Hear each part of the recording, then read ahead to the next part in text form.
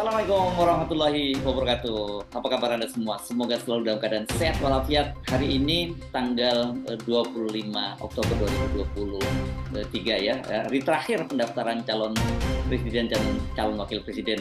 Tetapi di istana juga ada perhelatan besar karena pagi ini direncanakan itu Kepala Staf Angkatan Darat Jenderal TNI Dudung Abdurrahman itu akan diganti ya. Yang mengganti adalah Wakasatnya. Jadi ini betul-betul urut kacang lah dari Wakasat, Legend Agus Subianto menggantikan Dudung Abdurrahman. Tapi yang menarik, saya membaca analisis atau bukan analisis tepatnya ini semacam prediksi dari pengamat militer, juga analis politik dari Universitas Nasional seperti biasa yang kita aja berbincang. Bung Slamet Ginting menyebutkan bahwa Jenderal Dudung Abdurrahman ini kemungkinan setelah pensiun dia akan ditempatkan menjadi Kepala Badan Intelijen Negara. Wah, ini seru kalau terjadi semacam itu. Berarti kan Kepala BIN yang sekarang sudah berapa 7 tahun di situ Pak Budi Gunawan yang juga dikenal dekat dengan Ibu Megawati itu akan digeser. Nah, seperti apa petanya? Saya ajak Anda langsung bergabung dengan Bung Slamet Ginting. Assalamualaikum Bung Ginting. Waalaikumsalam warahmatullahi wabarakatuh. Ya Bung, peta politik sangat dinamis, jadi cepat sekali. Jadi kalau Anda bilang tadi setelah pensiun Jenderal Dudung akan menjadi Kepala BIN, sebelum pensiun Bung. Oh, sebelum pensiun ya ini ya. Oh, Sebelum pensiun. tanggal 1 Desember ya secara anunya ya, secara Iya, prestasi iya. ya. Ya, ya, ya. Jadi bukan tidak mungkin pada hari ini saat pelantikan Kasat yang baru, Mhm. Jenderal Agus Subianto, di situ juga sekaligus pelantikan Kepala BIN yang baru, Jenderal Dudung Abdurrahman. Jadi masih dalam posisi militer aktif, Bung. Ya, tidak Ya, ada larangan untuk oke. menjadi Kepala BIN itu militer atau polisi aktif gitu. Ya, kalau kepala staf ini udah pasti ya. Saya kira karena Komisi 1 juga sudah membenarkan informasi itu ya akan diganti dan sebagainya. Kalau kepala BIN ini sejauh mana informasinya? Ya, tentu ada persiapan. Saya mengamati kemarin pada saat Hari Santri itu, Mhm, Presiden Jokowi membawa rombongan, mhm, termasuk di situ ada Panglima TNI, Kapolri, serta Kasat. Nah, mhm, itu. Kemudian di sisi lain juga ada Menteri Pertahanan, Menteri BUMN, mhm. kemudian Menteri Investasi, Ya, Bahlil. Di ya. situ saya lihat bahwa eh, ada komunikasi politik untuk mendorong terjadinya percepatan pergantian elit di lingkungan kabinet termasuk kepala BIN yang memang setara dengan menteri. Mhm. Jadi saya kira Presiden Jokowi tidak akan membiarkan Jenderal Dudung istirahat sampai menunggu pensiun. Jadi pensiun per 1 Desember, sebelum pensiun sudah menduduki posisi baru karena ada kerawanan-kerawanan Bung dengan eh, hari ini tanggal 25 adalah puncak atau akhir dari pendaftaran calon presiden dan calon wakil presiden dan itu bisa terjadi situasi yang di luar perhitungan, misalnya jika KPU tidak kemudian membuat aturan yang barangkali tidak sesuai dengan keputusan MK, itu juga bisa terjadi. Kemudian koordinasi antara KPU dengan DPR juga bisa terjadi macam-macam. Dan saya ingat memang kira-kira setahun yang lalu Presiden Jokowi juga sudah membuat pernyataan yang agak bisa membuat big question gitu, tanda tanya besar ketika eh, memberikan kewenangan kepada Menteri Pertahanan untuk Mhm. mengordinasikan masalah Betul. intelijen juga. Di Mhm. sini sudah kelihatan bahwa Presiden Jokowi sesungguhnya tidak terlalu enjoy lagi dengan posisi Budi Gunawan yang sudah 7 tahun menjadi kepala BIN sejak September 2016. Inilah kepala BIN terlama dalam sejarah era reformasi. Gitu Bung Hatsu. Oke, sebelum kita ngomongin kepala BIN, kita omongin dulu soal kepala staf dulu ya. Karena ini kan Ya, Pak Dudung bersama dengan Panglima TNI ini akan pensiun bersamaan gitu. Tanggalnya beda tapi ya, mereka sama-sama nanti akan tanggal 1 Desember mereka akan tanggal lahirnya beda gitu tapi bulan yang sama dan ya. kemudian 1 Desember akan sama-sama pensiun. Artinya sebenarnya siapapun yang jadi kepala staf Angkatan Darat itu nanti mungkin berpeluang dia akan hanya dalam hitungan berapa mungkin bulan, hari, bulan, mungkin jangan-jangan seperti itu ya bisa langsung menjadi Panglima TNI dong ya, Bung Ginting. Betul. Jadi menurut saya ini step step saja bagi Agus Subianto untuk menduduki jabatan yang lebih tinggi yaitu Panglima TNI. Jadi dengan masuknya Agus Subianto sebagai Kasat pada tanggal 25 Oktober, jadi nanti sebelum 1 Desember atau sebelum 26 November juga akan dilantik. Jadi kemungkinan hanya sekitar 3 pekan saja Agus Subianto menjadi Kasat dan kemudian promosi menjadi Panglima TNI. Kita tahu bahwa ada relasi kuasa Hmm. hubungan patron dan klan antara Presiden Jokowi dengan Agus Subianto sejak Agus Subianto menjadi Komandan Kodim di Surakarta pada Hmm. saat Presiden Jokowi sudah menjadi wali kota pada 2000, uh, 2005 ya. Ya. Hmm. Kemudian Agus Subianto menjadi Komandan Kodim pada saat akhir masa jabatan Jokowi periode pertama wali kota masuk ke periode kedua. Jadi 2009-2011, 2 tahun. Hmm. Sehingga ini menjadi partner ya pada saat itu Agus Subianto menjadi partner dari Wali Kota Solo, Agus Subianto. Dan kita tahu juga bahwa akhirnya Agus Subianto berada di lingkaran istana pada saat menjadi komandan Pas Pampres. Ya. Sebelumnya juga Agus Subianto sempat menjadi eh, Komandan Korem di Bogor, di Hmm. mana Presiden Jokowi berkantor di Istana Ya. Bogor. Jadi sudah interaksi 2 sampai 3 kali jabatan dan itu eh, adalah step dan rata-rata menurut saya dalam beberapa kasus terutama di era Orde Baru, justru yang paling banyak menjadi kasat backgroundnya adalah wakasat, wakil kasat. Ini semacam magang begitu, Bung Herso. Magang sebelum dia memimpin menjadi Mabesat satu. Saya kira Agus Subianto layak dalam kapasitasnya, karirnya sudah memenuhi persyaratan dan menjadi uh, wakil kepala staf Angkatan Darat juga sudah cukup lama, sekitar 1,5 tahun. Maka kemudian Agus Subianto menjadi kompromi dari sejumlah letnan jenderal yang juga punya peluang besar, antara lain Panglima Kostrat Maruli Simanjuntak yang juga pernah menjadi komandan Pas Pampres dan itu adik kelasnya, juga ada kakak kelasnya, Letnan Jenderal Suharyanto, Kepala Badan Nasional Penanggulangan Bencana. Tiga Letnan Jenderal ini yang paling kuat karena ada relasi kuasa dan ketiganya juga pernah bekerja di istana. Suharyanto itu pernah menjadi sekretaris militer presiden yang sebelum kemudian menjadi uh, uh, posisi Pangdam di Jawa Timur dan juga kepala BNPB. Jadi posisi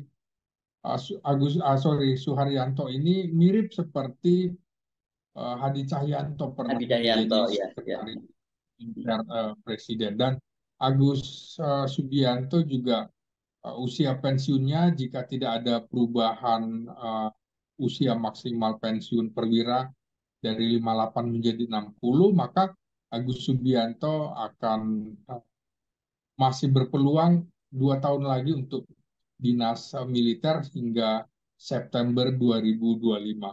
Nah, perubahan-perubahan dinamika politik ini juga sangat eh, sangat terjadi karena yang dinanti-nantikan hingga kini belum turun juga, Bung Heru. Jadi uji materi tentang usia Ya. maksimal perwira dari 58 menjadi 60 tahun, kemungkinan keputusannya baru akan vonisnya akan keluar pada pertengahan Desember. Justru di saat Jenderal Dudung Abdurrahman dan Laksamana Yudo Margono Sudah pensiun pensiun. ya. Ya, Tidak oke. mungkin lagi. Jadi opsi perpanjangan waktu itu kan masih dibuka. Pernyataan Presiden, pernyataan Ketua Komisi 1 Mutia Hafid. Tapi dengan adanya dinamika politik yang luar biasa menjelang tutup pendaftaran, maka memaksa Presiden untuk segera melakukan pergantian elit militer. Jadi saya membacanya kemarin terakhir itu menjadi confirm pertemuan Presiden dengan Jenderal Dudung Abdurrahman di hari santri, dan tadi pagi juga pertemuan antara Presiden dengan Agus Subianto. Jadi menurut saya confirm ini Agus Subianto akan dilantik, begitu juga Dudung Abdurrahman. Apakah pelantikannya bersamaan Mhm. ataukah ditunda besok? Saya kira tidak ada urgensi memperlambat atau mempercepat. Jadi kemungkinan hanya persoalan administrasi saja Mhm. akan menjadi kepala Jenderal Dudung Abdurrahman akan menjadi kepala Badan Intelijen Negara. Begitu Ya, Bung Hersu. oke. Sebelum saya tunda dulu lagi Pak Lulung ya. Tadi ada menyebut Ya. nama Jenderal Maruli, sekarang Letnan Jenderal Maruli. Berarti kalau nantinya kemudian Pak Agus, Jenderal Agus ini hanya hanya berapa pekan menjadi Kepala Staf Angkatan Darat dan kemudian promosi menjadi Panglima TNI, Letnan Jenderal TNI Maruli berpeluang untuk menempati posisi itu ya sebagai Kepala Staf Angkatan Darat. Ya, memang sebelumnya justru nama Maruli lebih berkibar daripada nama Agus, Agus Subianto ya. juga dibanding dengan Suharyanto. Tapi dinamika politik, kemudian juga usia Hmm. Maruli Simanjuntak masih cukup panjang, sehingga orang juga memperkirakan bintang 4 saja pasti dapatlah, tinggal Hmm. menunggu saja. Nah, Hmm. ini kan menjadi menarik ketika kemudian ada juga tuntutan agar Kapolri segera diakhiri, gitu, karena Hmm. sudah cukup Cukup lama lama. juga. Hmm. Tapi ya, menarik juga adalah kalau Kapolrinya Listio Sigit itu non-Muslim, Hmm. kemudian Panglima TNI-nya juga non-Muslim, maka kemudian ini menjadi terlalu sensitif dari sisi antropologi politik yang ini barangkali juga dihindari oleh Presiden Jokowi, sehingga eh, Agus Subianto menjadi kompromi dari pertarungan panggung politik di depan, sehingga kemudian Agus Subianto menjadi yang lebih moderat dibanding dibanding Maruli atau Suharyanto. Jadi Suharyanto memang lebih senior karena lulusan Akademi Militer 1989. Kalau Agus Subianto lulusan Akademi Militer 1991, dan juga Maruli lulusan Akademi Militer 1992. Jadi posisi di tengah-tengah. Agus Subianto adalah posisi paling moderat, dan ternyata pilihan Jokowi adalah kepada Jenderal Agus Subianto yang backgroundnya juga uh, Kopassus, Bung Hersu, dan uh, yang bersangkutan uh, tidak punya hubungan dalam pengertian uh, orang tuanya, orang berada dan segala macam. Orang tuanya hanya sersan kepala. Ini orang-orang kecil, hampir sama dengan Jenderal Dudung Abdurrahman Hmm. yang Meniti karir ke puncak ayah gitu ya. kandungnya Ya. ya pejuang veteran dan kemudian menjadi PNS. Jadi orang-orang kecil yang bisa menjadi tentara. Bahkan Agus Subianto juga dulu awalnya hanya mau masuk Bintara saja, Bung Hesu. Hmm. Hmm. Hmm. Bahkan kemudian menjadi security aja tidak masuk gitu ya. Hmm. Tapi perjuangannya luar biasa. Makanya yang harusnya kalau dilihat dari tahun lulusan SMA-nya mestinya Ya. lulus di tahun 89, tapi dia baru masuk 2 tahun kemudian. Jadi Hmm. inilah perjuangan orang-orang kecil sebenarnya, Ya. Agus Subianto dan juga Dudung Dudung ya. Abdurrahman, termasuk Maruli Simanjuntak, Bung Harsu. Jadi Hmm. dia pertama kali coba masuk ke Akademi Militer juga tidak berhasil. Jadi yang kedua baru berhasil. Jadi penuh perjuangan sesungguhnya orang-orang ini, gitu Bung Harsu. Bedanya Maruli kemudian nasibnya beruntung dia menikah dengan putri dari Jenderal Luhut Panjaitan itu ya saya kira ya yang membedakan ya. Iya, iya, Ya, iya, iya. ya walaupun Nah, Pak jadi Dudung juga menikah juga dengan putri seorang jenderal juga kan kalau Pak Dudung juga ya. ya betul, betul. Jadi ini takdir masing-masing Ya. yang dulu sebenarnya sejak Taruna Hmm. hingga perwira menengah, tiga orang ini tidak pernah diperkirakan akan Hmm. berada di level elit militer, Bung Hersu. Ya. Jadi Oke. di luar perkiraan sebenarnya, tapi ada dinamika, ada barangkali takdir juga yang Takdir juga. memaksa mereka bisa Hmm. bisa seperti itu ya kan, Ya. seperti Jenderal Dudung Abdurrahman siapa kira akan Hmm. menjadi kepala staf angkatan darat, Panglima Kostrat juga Hmm. Pangdam Jaya. Ini tiga jabatan Prestisius yang semua ya. membuat orang, iya, ya di luar perkiraan semua. Hmm. Ya, tapi barangkali karena Presiden Jokowi percaya pada yang bersangkutan, termasuk kali ini percaya pada Agus Subianto untuk memegang kendali Angkatan Darat Hmm. di tahun politik yang panas ini. Jadi Ya. perkiraan saya juga begitu, Bung Harso. Setelah 3 pekan atau paling lama Hmm. 1 bulan eh, akan digantikan oleh Maruli Simanjuntak menjadi Kepala Staf Angkatan Darat. Jadi kembali lagi di tahun politik yang sangat panas, biasanya pimpinan TNI akan diserahkan atau dipercayakan kepada jenderal dari Angkatan Darat Hmm. yang memang memegang wilayah, Ya. dan konflik-konflik politik juga akan berimbas pada situasi instabilitas nasional, dan biasanya sejak era Soekarno, era Soeharto, dan sekarang juga kembali dipimpin oleh Ya. perwira angkatan darat. Jadi melihat hakikat ancamannya, begitu Bung Ya. Yarso. Oke. Nah, sekarang ini masuk ke soal posisi kepala BIN.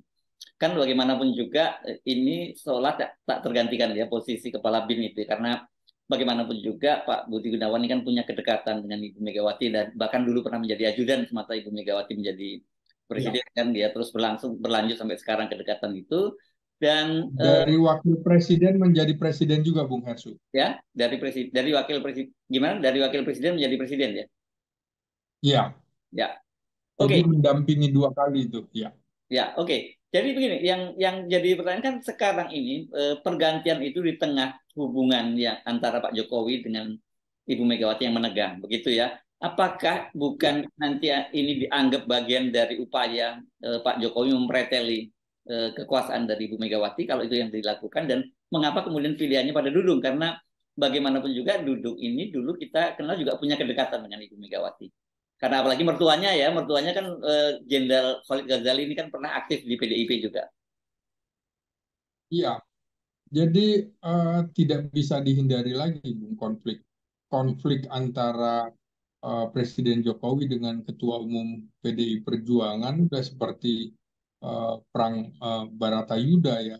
Ya. Jadi kita ditutup-tutupi lagi, saya kira salah satu pilar kuatnya di pemerintahan adalah Jenderal Polisi Purnawirawan Budi Gunawan. Kita tahu ada relasi kuasa dan patron klan hubungan antara Megawati dengan Budi Gunawan sejak uh, Budi Gunawan menjadi ajudan wakil presiden dan presiden uh, Megawati Soekarno Putri.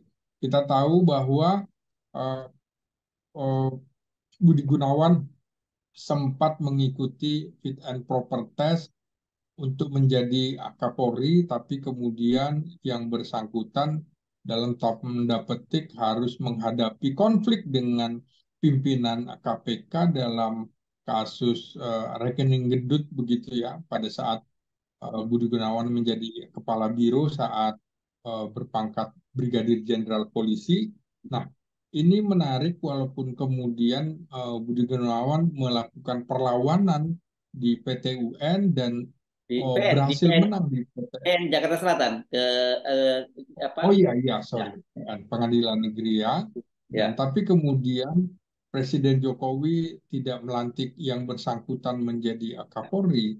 Nah, ini juga menjadi tanda tanya. Akhirnya kemudian semua eh, terbuka bagaimana intervensi dalam pengertian Ketua Umum PDI Perjuangan mengusulkan agar Budi Gunawan eh, jangan kemudian eh, harkatnya jangan jangan dipermalukan begitu ya. Mhm. Akhirnya mendapatkan tetap promosi Jenderal Polisi Bintang 4 penuh dan Mhm. juga menjabat Kepala BIN yang setara dengan Menteri juga setara dengan Kapolri bahkan ini strategis sekali Lebih posisi strategis ya, ya. Mhm. TNI, Kapolri dan juga Kepala BIN. Ya. Bahkan kita tahu dalam beberapa kasus kan terungkap bagaimana Budi Gunawan eh, terekam dalam foto beberapa aktivis PDIP bersama tim pemenangan Jokowi waktu itu Mhm. yang seharusnya tidak boleh sebagai pejabat negara terlibat dalam tim pemenangan. Seperti itu kan terungkap begitu. Ya. Nah, jadi Ya. memang kelihatan sekali hubungan relasi kuasa yang sangat intensif antara Budi Gunawan dengan eh, Megawati Soekarno Putri. Dan Ya. saya lihat memang dalam beberapa catatan eh, intelijen negara ketika dipimpin oleh Budi Gunawan bukan kemudian menampilkan intelijen yang tertutup, tapi operasi-operasi yang terbuka ini tidak lazim. Ya. So, misalnya dalam penanganan COVID itu diumumkan dan segala macam terbuka. Jadi ini yang barangkali yang harus juga dibenahi dalam pergantian kepala BIN ini. Kita tahu dalam peristiwa di Papua, kepala eh, Bin. Binda Mhm. Papua juga harus gugur karena kemudian secara terbuka juga masuk ke wilayah-wilayah konflik. Ini yang harus juga dibenahi dalam catatan saya memang ada 3 kali polisi yang memimpin Badan Intelijen Negara. Sebelum ini ada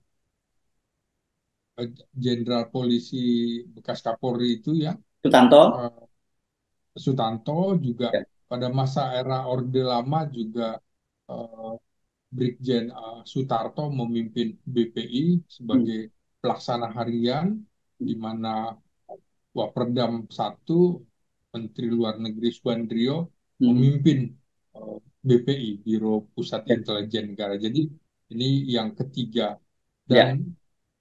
uh, persoalan-persoalan dinamika politik yang akan segera bergulir memungkinkan Presiden Jokowi barangkali sudah tidak nyaman dengan keberadaan uh, Budi Gunawan yang memang sudah cukup lama memimpin Badan Intelijen Negara. Jadi masuk akal kalau terjadi pergantian kepala BIN dengan cara dadakan atau percepatan seperti ini, Bung Hersu tidak menunggu berakhirnya pemilu atau hingga akhir masa jabatan Presiden Jokowi yang kedua. Dan seperti eh, Letnan Jenderal Sutioso juga hanya di tengah jalan kemudian sedang melakukan operasi antara lain operasi di Aceh, tapi di tengah jalan juga harus diganti oleh Jenderal Budi Gunawan dan kali ini kita tidak perlu juga heran eh, jika Jenderal Budi Gunawan juga segera digantikan oleh Jenderal Dudung Abdurrahman. Saya kira Jenderal Dudung Abdurrahman adalah orang kepercayaan Presiden Jokowi untuk situasi-situasi yang panas dinamikanya panas ketika ini harus menghadapi pemilu, peran intelijen juga tidak bisa diremehkan dalam menghadapi pertarungan geopolitik di kawasan Laut Cina Selatan juga dari Republik Indonesia sudah berada di Papua Nugini. Jadi tantangan yang luar biasa ini menurut saya agak berat untuk dipimpin oleh jenderal polisi dengan jenderal dengan background polisi karena cara berpikirnya barangkali agak berbeda, Bung Hersu. Kalau intelijen militer, dia bukan mencari bukti, tapi mencegah terlebih dahulu. Kalau intelijen kepolisian, dia harus ada bukti. Dan kita dalam menghadapi situasi di Papua segala macam, ini membutuhkan kekuatan, dukungan, dan juga koordinasi yang kuat antar intelijen, terutama antara Badan Intelijen Negara dengan Badan Intelijen Strategis TNI. Begitu, Bung Hersu. Tapi satu hal saya kira ya, Bung Ginting, dengan pergantian ini itu akan semakin membuat tensi hubungan antara Ibu Mega dengan Pak Jokowi semakin panas dong ya dengan situasi semacam ini. Tidak bisa dihindari, dan jadi bukan tidak mungkin juga dengan konflik yang terutama sangat terbuka ketika putra bungsu Presiden Jokowi berlabuh ke Partai Solidaritas Indonesia, dan Mhm. saya kira besok juga hari ini maksud saya Ya. 25 Oktober PSI juga akan mendeklarasikan Sudah, dirinya Bung. bagian dari Tadi malam. koalisi Indonesia. Sudah tadi malam. Oh iya, iya. Sudah Oke, tadi malam. malam. Jadi dipercepat karena tidak mungkin dia ikut koalisi yang mana lagi karena Ya, terakhir ya, hari nggak ini mungkin. tanggal Jadi 25 kalau Oktober. kalau hari ini saya kira PSI yang akan bagian dari yang akan mengawal ke pasangan Prabowo dan Gibran ke KPU, dan kita akan melihat sebuah ini betul-betul di situ akan terlihat bagaimana dinasti Jokowi betul-betul terwujud di situ ya. Ada putranya yang jadi wakil presiden dan ada putranya yang lain yang busung jadi ketua umum partai pendukung gitu.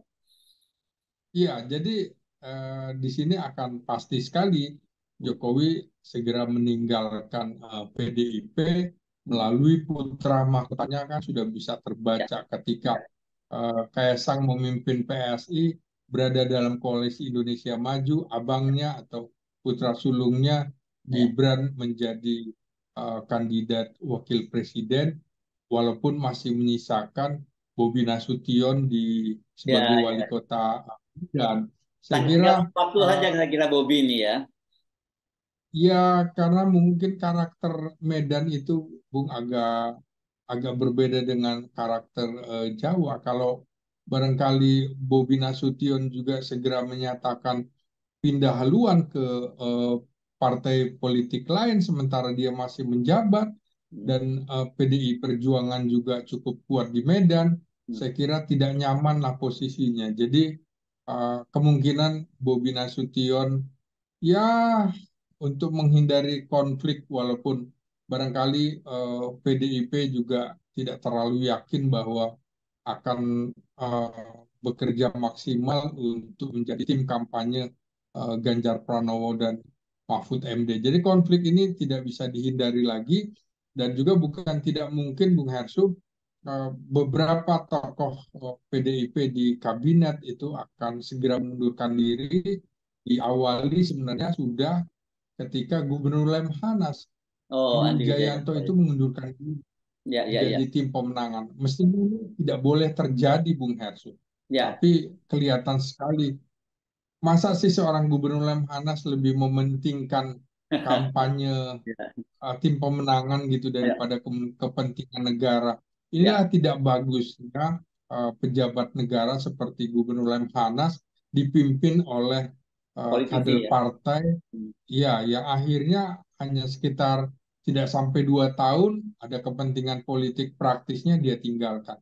Ini Ya, yang menjadi pelajaran bagi siapapun untuk menempatkan orang-orang bagaimana memisahkan antara kepentingan politik negara dengan kepentingan partai politiknya. Jadi politik praktis harus ditinggalkan ketika masuk ke wilayah politik negara. Itu juga yang saya tidak setuju dengan istilah-istilah petugas partai, Bung Hersu, karena ketika orang sudah menjabat dalam posisi eh, pejabat publik, maka dia disumpah tidak boleh menerima sesuatu dari siapapun dan manapun, termasuk dari partai politik. Mestinya dia sudah menjadi agen, sudah menjadi petugas negara, Ya, pejabat negara, bukan petugas partai lagi.